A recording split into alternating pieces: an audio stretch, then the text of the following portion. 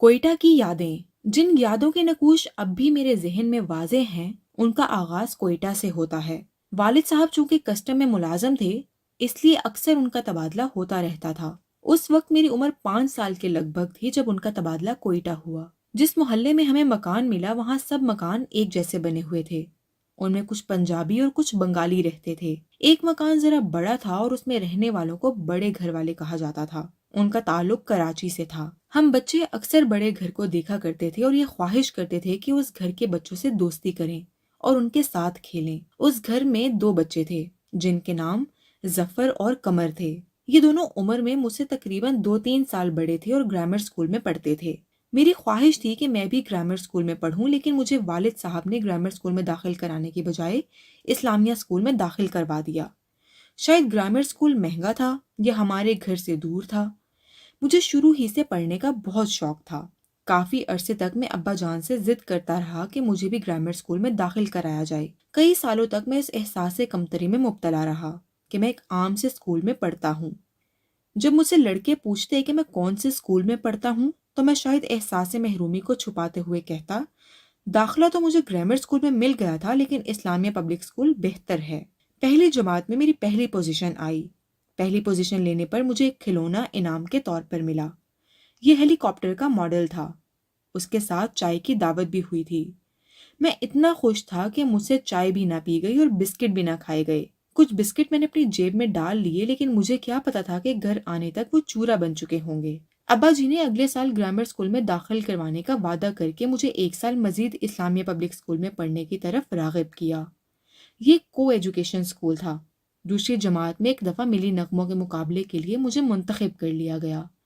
جب میں نے اسٹیج پر ایک ملی نغمہ گایا تو سب نے بہت پسند کیا اور اس وجہ سے میں اسکول میں کچھ مقبول ہو گیا، لیکن اس وقت مجھے اس مقبولیت کی کوئی زیادہ سمجھ نہیں تھی۔ ایک دفعہ اسکول کے گراؤنڈ سے گزر رہا تھا جب غالباً 5ویں یا 6ٹھی جماعت کی کسی لڑکی نے مجھے دیکھ کر سیٹی ماری۔ اتنا کم عمر ہونے کے باوجود مجھے ایک لڑکی کی سیٹی کا مارنا بہت عجیب لگا اور مجھے شرم بھی آئی۔ آدھی چھٹی کے وقت زیادہ تر بچے گیٹ سے باہر موجود کلفی والے سے کلفیاں کھانا بہت پسند کرتے تھے۔ چونکہ اسکول کی انتظامیہ کلفی والے کو اندر نہیں آنے دیتی تھی، اس لیے کچھ بچے اسکول کی دیوار چڑھ جاتے تھے اور باہر موجود کلفی والے سے کلفی خرید لیتے تھے۔ لیکن سارے بچے اسکول کی دیوار پر نہیں چڑھ سکتے تھے اور حسرت سے دوسروں کو کلفیاں کھاتے دیکھتے رہتے تھے۔ میں کسی طرح دیوار پر چڑھ جاتا اور بچوں سے ایک ایک آنا لیتا اور کلفی والے سے 5 کی بجائے 4 پائی کی کلفی لیتا، اور یوں تھوڑا سا کاروبار کرنے کے بعد 1-2 آنے بچا لیتا اور کلفی والے سے 1 آدھ ٹوٹی ہوئی کلفی بھی مفت میں لے کر کھا لیتا۔ اسی طرح کھیل ہی کھیل میں اپنے لیے کینٹین سے تھوڑا سا سامان کر لیا کرتا۔ اس وقت میں غالباً 3ری جماعت میں تھا جب ایک دن میں آدھی چھٹی کے وقت کھجور والے کی ریڑھی سے کچھ کھجوریں اٹھا کر بھاگا، لیکن پکڑا گیا۔ والد صاحب سے شکایت کی گئی جس پر میری خوب پٹائی ہوئی۔ اس پٹائی کے بعد میں کافی سدھر گیا، لیکن بدقسمتی سے میری اس حرکت کو میری کستانی صاحبہ نے اپنے ذہن میں محفوظ کر لیا۔ اس کے بعد ان کی ہمیشہ یہ کوشش رہی کہ کسی طرح مجھے ایک شرارتی بچہ ثابت کر دیں۔ حالانکہ میں پڑھائی کے ساتھ ساتھ کھیلوں میں بھی بہت اچھا تھا۔ ان استانی صاحبہ کے بار بار احساس دلانے سے میں نے ذہنی طور پر یہ یقین کرنا شروع کر دیا کہ شاید میں واقعی ایک گندا بچہ ہوں۔ اس کا نتیجہ یہ نکلا کہ میری دوستی کلاس کے چند نالائق لڑکوں سے ہو گئی، اور پھر ان کے کہنے پر میں نے اسکول سے چھٹیاں کرنا شروع کر دیں۔ لیکن گھر میں یہی ظاہر کرتا رہا کہ میں باقاعدگی سے اسکول جا رہا ہوں۔ ان میں سے ایک لڑکے کا نام للو تھا۔ اس نے مجھے پوری طرح قائل کرنے کی کوشش کی کہ پڑھائی میں کچھ نہیں رکھا۔ ایک دن اس نے مجھ سے کہا، چھوڑو، ہم نے پڑھ کر کون سا آفیسر لگ جانا ہے۔ پھر کہنے لگا، تم کیا یہ کلفیوں سے ایک ایک آنا بچاتے ہو؟ اس کی بجائے اگر تم ہمارے ساتھ کینچے کھیلو تو جیتنے کے بعد تم بھی ہماری طرح کافی پیسے کما سکتے ہو۔ آہستہ آہستہ میں نے کینچے کھیلنا شروع کر دیے۔ پہلے مجھے کینچے کھیلنے نہیں آتے تھے، لیکن پھر میں نے جلد ہی یہ کھیل سیکھ لیا اور کافی کینچے جیتنے شروع کر دیے۔ آہستہ آہستہ مجھے سب کچھ اچھا لگنے لگا، لیکن میری خوش قسمتی یہ ہوئی کہ تقریباً 1 ہفتے کے بعد ہی ابا جی کو سب کچھ پتہ چل گیا۔ ایک بار پھر مجھے خوب مار پڑی اور میں نے پھر باقاعدگی سے اسکول جانا شروع کر دیا۔ یہ حقیقت ہے کہ اساتذہ کے اچھے یا برے رویے بچوں کی شخصیت پر بہت اثر انداز ہوتے ہیں۔ میں اگر اسی کلاس کی ٹیچر کی نفرت کا شکار رہتا اور اس احساس کے ساتھ جیتا رہتا کہ میں برا ہوں تو میں یقیناً برا بن جاتا۔ لیکن یہ میری خوش قسمتی ہوئی کہ میری اس ٹیچر کا تبادلہ ہو گیا اور ایک دفعہ پھر میرا شمار لائق لڑکوں میں ہونے لگا، اور 3ری جماعت کے امتحان میں پھر اول آ گیا۔ بچے کی ابتدائی زندگی میں ماں باپ، استاد اور بہن بھائیوں کے رویے اسے دی جانے والی تعلیم و تربیت سے کہیں زیادہ اہمیت کے حامل ہوتے ہیں۔ یہ انسانی جبلت ہے کہ آپ جب تک کسی بچے کو شاباش نہیں دیں گے، تعریف نہیں کریں گے، وہ کبھی ترقی نہیں کرے گا۔ کیا آپ نے کبھی فال نکالنے والے طوطے کے مالک کے رویے کا مشاہدہ کیا ہے؟ ہر بار جب طوطا فال نکالتا ہے تو وہ انعام کے طور پر طوطے کے منہ میں اناج کے کچھ دانے ڈال دیتا ہے، اور اس طرح طوطا اس کے اشاروں پر چلتا رہتا ہے، یعنی اچھا بچہ بن جاتا ہے۔ اسی طرح آپ نے کبھی کسی مالک کو اپنے پالتو کتے کی تربیت کرتے دیکھا ہے؟ جب بھی کتا گیند اٹھا کر لاتا ہے تو مالک اسے کچھ نہ کچھ کھانے کے لیے دیتا ہے۔ یہ کم از کم اسے پیار ضرور کرتا ہے۔ یہ ایک طرح کی شاباش ہی ہوتی ہے۔ اس لیے میں سمجھتا ہوں کہ ہمیں اپنے بچوں کی عادات پر گہری نظر رکھنی چاہیے۔ جب بھی وہ کچھ اچھا کریں تو انہیں شاباش ضرور دینی چاہیے۔ البتہ کچھ باتیں ہماری جبلت میں ہوتی ہیں جن کو بچوں کی شرارت یا برائی سے تعبیر نہیں کرنا چاہیے۔ مثلاً ہر بچہ بڑا ہونے کے ساتھ ساتھ شرارتی ہوتا چلا جاتا ہے۔ یہ شرارت اس نے کرنی ہی کرنی ہے کیونکہ یہ اس کی جبلت میں شامل ہے۔ مثلاً 2 یا 3 سال کے بچے سوراخوں میں انگلیاں ڈال دیتے ہیں۔ اس کی وجہ یہ ہوتی ہے کہ ان میں تجسس ہوتا ہے، اور جب بلوغت کی عمر کو پہنچتے ہیں تو تھوڑے بہت عاشقانہ مزاج کے بن جاتے ہیں۔ اس لیے جبلتوں کو کبھی بدلنے کی کوشش نہیں کرنی چاہیے، کیونکہ جبلتیں شخصیت کی بنیاد ہوتی ہیں۔ اگر آپ انہیں بدلنے کی کوشش کریں گے تو بچے کی شخصیت عمارت خراب اور اس کی بنیاد ٹیڑھی ہو جائے گی۔ میں اس زمانے میں فٹ بال کے میچ بہت شوق سے دیکھا کرتا تھا، اور میری خواہش تھی کہ میں فٹ بال کا کھلاڑی بنوں، کیونکہ کوئٹہ میں فٹ بال کے کھیل کو بہت پسند کیا جاتا ہے۔ میں کھیلوں کے پیریڈ میں اکثر فٹ بال کھیلا کرتا تھا۔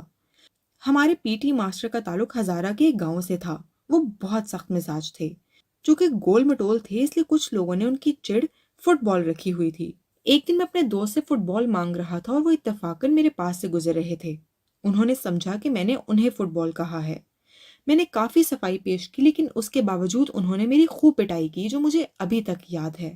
چوتھی جماعت تک میں کافی سنجیدہ ہو چکا تھا، لیکن پھر بھی کبھی کبھار میرا شرارتی ذہن مجھ پر غلبہ پا لیتا تھا۔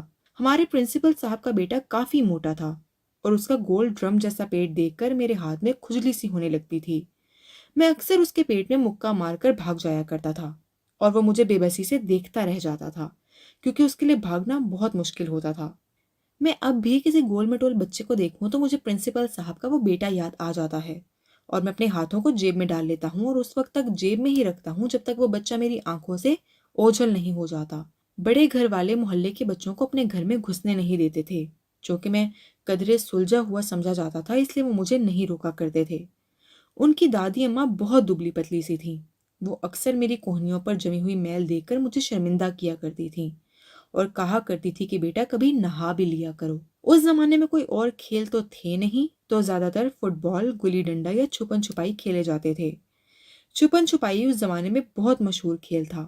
میں سمجھتا ہوں کہ تمام روایتی کھیل ہماری ثقافت کی عکاسی کرتے ہیں اور بچوں کی نشوونما اور صلاحیتوں کو جلا بخشتے ہیں۔ بچوں کو یہ کھیل کھیلنے سے روکنا نہیں چاہیے، کیونکہ مجھے یاد ہے کہ ہمارے محلے میں مجھ جیسا ہی ایک لڑکا رہتا تھا۔ اس پر بہت سی پابندیاں تھیں۔ اسے کوئی بھی کھیل کھیلنے کی اجازت نہیں تھی۔ وہ ہر وقت گھر کے اندر بند رہتا تھا۔ آج اتنے سال گزرنے کے بعد بھی میرے اس دوست نے کوئی بہت زیادہ ترقی نہیں کی ہے۔ اس نے عام روٹین میں ایف اے کرنے کے بعد کہیں ملازمت کر لی۔ آج بھی وہ 50 سال کا ہونے کے باوجود ذہنی طور پر وہیں کھڑا ہے۔ جن لوگوں کو ان کا بچپن نہیں ملتا یا ان کا بچپن چھین لیا جاتا ہے، ان میں بہت سے نفسیاتی مسائل پیدا ہو جاتے ہیں۔ بچوں پر نظر ضرور رکھنی چاہیے، لیکن ان پر کبھی بھی ضرورت سے زیادہ سختی نہیں کرنی چاہیے۔ مجھے گھر میں کافی مار پڑتی تھی۔ شرارتی بچوں کو اس زمانے میں والدین بہت مارا کرتے تھے۔ جب بھی والد صاحب مجھے مارتے تو میں جان بوجھ کر ان کے تھپڑ کی شدت سے کئی گنا زیادہ زور کے ساتھ زمین پر گر پڑتا۔ امی دوڑ کر مجھے گود میں لے لیتی اور مجھے مزید مار سے بچا لیتی۔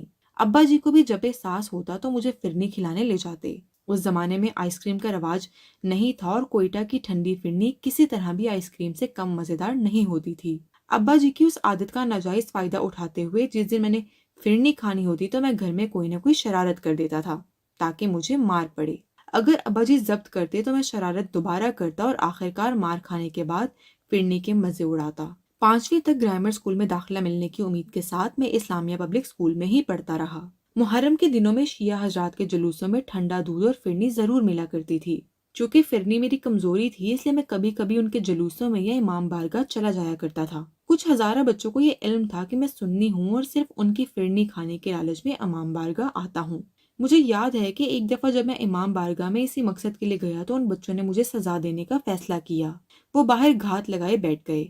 جوں ہی میں فرنی کھانے کے بعد اپنا منہ صاف کرتا ہوا باہر نکلا تو انہوں نے مجھے گھیر لیا۔ میں نے ساری صورتحال کا جائزہ لیا اور ایک دم دوڑ لگا دی۔ پکڑو، جانے نہ پائے۔ وہ سب میرے پیچھے بھاگے، کچھ تیز اور کچھ بہت تیز بھاگ رہے تھے، لیکن وہ میری ہوا کو بھی نہیں پا سکے۔ ایک ایک کر کے وہ سارے پیچھے رہ گئے۔ کیا زبردست ٹانگیں ہیں! میں نے شاید اس دن بڑے غرور سے اپنے ٹانگوں کو تھپکی دی تھی۔ گھر آ کر مجھے خوشی ہوئی کہ میں مار سے بچ گیا ہوں، لیکن پھر مجھے احساس ہوا کہ میں نے بہت بزدلانہ حرکت کی ہے۔ میں نے سوچا کہ مجھے مار کھا لینی چاہیے تھی، لیکن وہاں سے بھاگنا نہیں چاہیے تھا۔ میں ابا جی کی بہادری کے قصے سنتے آیا تھا۔ میں جانتا تھا کہ وہ مجھے بھی ایک بہادر شخص کے روپ میں دیکھنا چاہتے ہیں۔ اس خفت کو مٹانے کے لیے دوسرے دن میں پھر امام بارگاہ گیا اور دودھ پینے کے بعد باہر آ کر کھڑا ہو گیا۔ میں چاہ رہا تھا کہ آج بھی میرا ان لڑکوں سے ضرور سامنا ہو۔ کافی دیر تک انتظار کرنے کے باوجود ان لڑکوں سے میری ملاقات نہ ہو سکی، لیکن اس سے یہ ضرور ہوا کہ میرے ذہن پر بزدلی کا جو داغ لگ گیا تھا وہ دھل گیا۔ میں سمجھتا ہوں ایسی باتیں بچپن کے ابتدائی دنوں میں آپ کی شخصیت کی نشوونما کر رہی ہوتی ہیں، اور آپ کی بزدلی، بہادری، آپ کی ذہانت، آپ کی پڑھائی میں دلچسپی اور کھیلوں میں حصہ لینے کے پیچھے بہت معمولی محرکات ہوتے ہیں۔ یہ حقیقت ہے کہ یا تو وہ بچے کامیاب ہوتے ہیں جن پر ماں باپ بالکل توجہ نہیں دیتے، اور وہ بچے اپنی راہیں خود تلاش کرتے ہیں اور اپنی شخصیت کو سنوار لیتے ہیں، یا پھر وہ بچے کامیاب ہوتے ہیں جن کے ماں باپ اچھی تربیت کرنے کے سب پہلوؤں سے آگاہ ہوتے ہیں اور بڑی توجہ سے ان کی نشوونما کرتے ہیں۔ جو والدین بے جا روک ٹوک کرتے ہیں وہ اپنے بچوں کی تخلیقی صلاحیتوں کو ختم کر دیتے ہیں۔ ایسے بچے بڑے ہو کر عام بچوں کی طرح صرف کھانے پینے کے لیے زندہ رہتے ہیں۔ محلے میں شرارتی لڑکوں کا ایک گروپ بن گیا تھا جو نئی نئی شرارتیں کرنے میں اپنا ثانی نہیں رکھتا تھا۔ ہمارے گھر کے قریب سے ایک نالا گزرتا تھا۔ ہم پلاسٹک کے ایک سانپ کو دھاگا باندھ کر پانی میں ڈال دیتے۔ جو ہی کوئی شخص وہاں سے گزرتا ہم سانپ کو آہستہ آہستہ اس کی طرف کھینچتے۔ جو ہی سانپ اس کے پاؤں سے ٹکراتا اور وہ ڈر کر اچھلتا تو ہم کہکہا لگا کر ہنس پڑتے اور بہت خوش ہوتے۔ اب میں دیکھتا ہوں تو مجھے پتا چلتا ہے کہ اس گروپ کے سارے لڑکے اگر زندگی میں زیادہ کامیاب نہیں ہوئے تو بھی وہ پورے اعتماد زندگیاں گزار رہے ہیں۔ نہ انہیں اپنے بچپن کے بارے میں کوئی پچھتاوا ہے اور نہ ہی وہ کسی قسم کے احساس کمتری میں مبتلا ہیں۔ کوئٹہ کی عیدوں کا اپنا ہی رنگ ہوتا تھا۔ عید کے موقع پر امی بچوں کے لیے نئے کپڑے سلواتی اور چاند رات کو انہیں استری کر کے ازار بند ڈالتی اور چارپائی پر پھیلا کر رکھ دیتی۔ نئے کپڑوں کے ساتھ جرابوں کا ایک نیا جوڑا بھی ہوتا تھا۔ صبح ہم نہا کر نئے کپڑے پہنتے اور ابا جان کے ساتھ عید کی نماز پڑھنے چلے جاتے۔ ابا جان کے ساتھ عید کی نماز پڑھنے کا اپنا ہی ایک الگ مزہ تھا۔ کوئٹہ میں عید منانے کا ایک انداز انڈے لڑانا تھا۔ یہ بلوچستان کی ثقافت کا ایک حصہ ہے۔ انڈے لڑانے والے انڈے ابال کر اس پر مختلف رنگ کرتے ہیں اور پھر انہیں ہاتھ میں لے کر ایک دوسرے کے ساتھ لڑاتے ہیں، اور جس کا انڈا ٹوٹ جاتا ہے وہ ہار جاتا ہے۔ میں بھی اس کھیل میں تھوڑا سا ماہر ہو گیا تھا اور انڈے جیتا کرتا تھا۔ مجھے یاد ہے کہ میرا ایک دوست جو مجھ سے 1 سال بڑا تھا اس کھیل میں بہت ماہر تھا۔ اس کا انڈا کبھی نہیں ٹوٹتا تھا۔ وہ کئی درجن انڈے جیت جایا کرتا تھا۔ مجھے اس بات کا بڑا تجسس تھا کہ اس کا انڈا کیوں نہیں ٹوٹتا۔ آخر کار ایک دن مجھے اس راز کا پتہ چل ہی گیا۔ دراصل اس کا انڈا لکڑی کا بنا ہوا تھا جس پر اس نے رنگ چڑھایا ہوا تھا۔ اسی طرح کچھ لوگ اس سے بھی زیادہ سائنسی طریقہ کار اختیار کرتے تھے۔ وہ انڈے میں ایک چھوٹا سا سوراخ کر کے زردی اور سفیدی نکال لیتے اور پھر اسی سوراخ کے ذریعے تھوڑا سا سیسا ڈالنے کے بعد دوبارہ اس میں سفیدی اور زردی ڈالنے کے بعد اسے ابال لیتے۔ ابلنے کے بعد انڈے کی سیسا والی سائڈ سخت ہو جاتی اور وہ یہ سائڈ سامنے کر کے آسانی سے اپنے مخالف کا انڈا توڑتے اور جیت جاتے۔ عید کے دن انڈے لڑانے کے علاوہ سب سے زیادہ مزہ اونٹ اور گدھے کی سواری میں آتا تھا۔ اس زمانے میں جھولوں کا رواج بہت کم تھا۔ بچے انہی طریقوں سے تفریح حاصل کر لیا کرتے تھے۔ ان دنوں عام طور پر مہمان کی خاطر مدارت چائے بسکٹ یا پھر لال ہری بوتلوں سے کی جاتی تھی، کیونکہ کوکا کولا وغیرہ ان دنوں عام نہیں تھی۔ ہمارے گھر کے قریب چاچا اسلام کی ایک چھوٹی سی دکان تھی۔ چاچا اسلام ایک پٹھان تھا اور اپنی اسی دکان کے اندر ہی رہتا تھا۔ دکان میں ہر وقت بوتلوں کے بہت سے کریٹ پڑے رہتے تھے۔ میں چاچا اسلام کو بڑی حسرت سے دیکھا کرتا تھا اور سوچا کرتا تھا کہ چاچا کتنا خوش قسمت ہے جب چاہے بوتل پی سکتا ہے۔ ایک دفعہ امی نے مجھے ایک مہمان کے لیے چاچا اسلام سے بوتل لانے کے لیے کہا۔ جب میں بوتل کھلوا کر لا رہا تھا تو میرا دل یہ ٹھنڈی بوتل پینے کو چاہنے لگا، خاص طور پر اس کی ہری رنگت مجھے بہت بھائی۔ میں نے سوچا اگر میں اس میں سے 2 گھونٹ پی بھی لوں تو کوئی فرق نہیں پڑے گا، لیکن وہ اتنی مزیدار تھی کہ 2 گھونٹ پینے کے چکر میں آدھی بوتل پی گیا۔ بڑی مشکل سے میں نے وہ بوتل اپنے منہ سے ہٹائی۔ چوری کی وہ بوتل تھی بڑی ہی مزیدار۔ اب ظاہر ہے کہ مہمان کو میں آدھی بوتل تو نہیں دے سکتا تھا۔ گھر آ کر نلکے سے اس میں پانی بھرا، ڈھکن لگایا اور چاچا اسلام کو بڑے ادب سے سلام کرنے کے بعد کہا، چاچا، امی کہتی ہیں کہ ہری والی نہیں لال والی بوتل چاہیے۔ جب میں لال والی بوتل گھر لا رہا تھا تو میرے دل میں آیا کہ پتہ نہیں لال والی بوتل کا ذائقہ کیسا ہوگا، لہٰذا اس کا ذائقہ معلوم کرنے کے چکر میں نے 2 گھونٹ ہی بھرے تھے کہ بوتل پھر آدھی ہو گئی۔ وہ الگ بات ہے کہ گھونٹ ذرا بڑے بڑے تھے۔ گھر جا کر میں نے دوبارہ اس میں پانی بھرا، ڈھکن لگایا اور چاچا اسلام کو سلام کرنے کے بعد کہا، چاچا، امی کہتی ہیں کہ لال رنگ کی نہیں پیلے رنگ کی بوتل چاہیے۔ اس دفعہ چاچا نے غور سے پہلے میری شکل کی طرف اور پھر میری شرٹ کی طرف دیکھا، جس پر لال بوتل پیتے ہوئے تھوڑی سی گر گئی تھی۔ وہ فوراً معاملے کی تہہ تک پہنچ گیا۔ اس نے مجھے کان سے پکڑا اور گھر لا کر میری شکایت کر دی۔ ظاہر ہے جب ابا جی کو پتہ چلا تو اس رات کے لیے میری فرنی پھر پکی ہو گئی۔ 1965 میں غالباً میں 5ویں جماعت میں تھا جب انڈیا اور پاکستان کے درمیان جنگ ہوئی۔ ہم ریڈیو پر خبریں بہت شوق سے سنا کرتے تھے۔ جب ریڈیو پر بتایا جا رہا تھا کہ پاکستان نے انڈیا کے 10 جہاز گرا دیے اور پاکستان کا صرف 1 جہاز گر کر تباہ ہوا تو ہمارے ننھے منھے سینے فخر سے پھول جاتے تھے۔ اس وقت میری دونوں بہنیں نگہت اور نزہت میرے ساتھ مل کر اللہ اکبر کے نعرے لگایا کرتی تھیں، جبکہ میرے دونوں بھائی جاوید اور شہزاد جو ابھی بہت چھوٹے تھے ہمارے نعروں کی آواز سن کر ڈر جایا کرتے تھے۔ اس جنگ سے نہ میں خود خوف زدہ تھا اور نہ میں نے کسی اور کو ڈرتے اور چھپتے ہوئے دیکھا۔ ایوب خان اس وقت ہمارے ہیرو تھے۔ ہم سمجھتے تھے کہ ایوب خان خود جا کے اگلے محاذوں پر لڑتے ہیں۔ انہیں دیکھ کر میرے دل میں بھی خواہش پیدا ہوتی تھی کہ میں بھی فوج میں جاؤں۔ اسی زمانے میں محترمہ فاطمہ جناح کا الیکشن میں ایوب خان سے مقابلہ ہوا۔ اس وقت مجھے بالکل سیاست کی سمجھ بوجھ نہیں تھی۔ اپنی کمی سنی کی وجہ سے مجھے اس بات کی اہمیت کا اندازہ نہیں تھا کہ فاطمہ جناح قائد اعظم کی بہن ہے اور قائد اعظم نے پاکستان بنایا تھا۔ میں ایوب خان سے اتنا متاثر تھا کہ دل ہی دل میں ان کی کامیابی کے لیے دعائیں مانگا کرتا تھا۔ مجھے ایوب خان اس لیے بھی اچھے لگتے تھے کہ ان کی شخصیت بڑی جاذب نظر تھی۔ وہ بہت اچھی وردی پہنتے تھے اور اس میں خوب جچتے تھے۔ ہمارے ملک میں لوگ اتنے شخصیت پرست ہیں کہ جب ایوب خان کی تعریف کرتے ہیں تو کہتے ہیں، ایوب خان کتنا لمبا چوڑا اور خوبصورت ہے، جس کے ساتھ کھڑا ہو جائے اس کی شخصیت پر حاوی ہو جاتا ہے۔ صدر کینیڈی کے ساتھ کھڑا ہوا تو اس سے زیادہ خوبصورت لگتا ہے۔ ملکہ الیزابتھ بھی جب ان سے ملتی ہوں گی تو ضرور ان کی خوبصورتی سے متاثر ہوتی ہوں گی۔ کچھ لوگ آج بھی جب جنرل ضیاء کی برائی کرتے ہیں تو ان کے کاموں کو زیر بحث لانے کی بجائے یہی کہتے ہیں کہ وہ ایسا صدر تھا کہ جس کی دونوں آنکھیں بھی ایک دوسرے سے نہیں ملتی تھیں۔ اسی طرح بھٹو کی تعریف کرتے ہوئے بھی لوگ ان کی شخصیت کو ہی سامنے رکھتے ہیں۔ زیادہ زور اس بات پر ہوتا ہے کہ بولتا اچھا تھا اور کپڑے بڑے اچھے پہنتا تھا۔ ایسی باتیں انہی قوموں میں زیادہ عام ہوتی ہیں جن میں تعلیم اور سیاسی شعور کم ہوتا ہے۔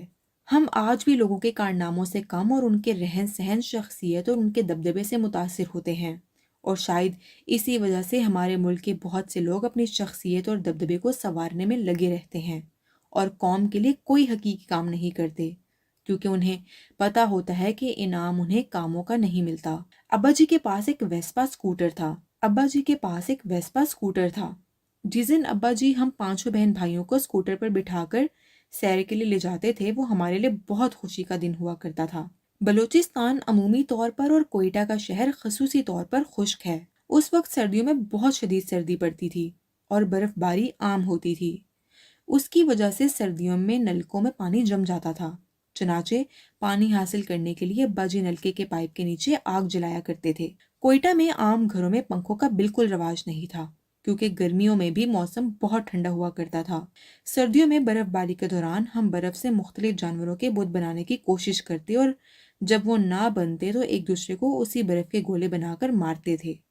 لیکن آج کل کوئٹہ کا موسم کافی تبدیل ہو گیا ہے، برف باری بھی کم ہوتی ہے اور اب تو گرمیوں میں پنکھے اور اے سی چلانا پڑتے ہیں۔